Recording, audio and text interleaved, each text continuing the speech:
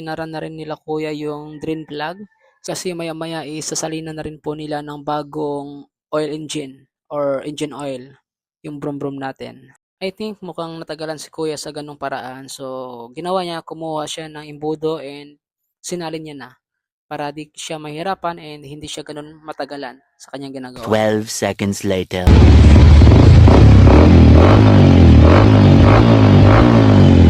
So after nila mapalitan ng oil filter and of course yung bago nating oil for engine, so in-start nila yung brum-brum natin and sinubukan nila para daw mag-circulate yung oil sa loob ng makina. So sa mga magtatanong kung ano yung ginagamit natin na engine oil, so ito yung gamit ko guys, Repsol Racing. So ang gamit naman po natin sa coolant guys is EcoCol tawagin. And at that moment guys is nagsali na po sila kuya ng coolant sa radiator natin.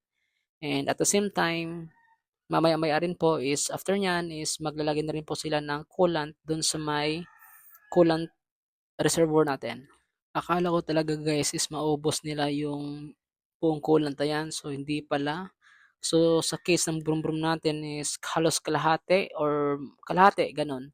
Yun, naubos lang na coolant and ayun, kinikip ko yun para next time is mag-add tayo ng coolant so pwede pa natin magagamit yan. So inabutan na tayo ng medyo gabi-gabi na guys. So ayun, okay lang at least patapos na rin yung brum-brum natin. Maging okay na rin to. And in that moment guys is nagbabalik na rin po sila kuya ng mga fairings or yung mga tornilyos, ganon.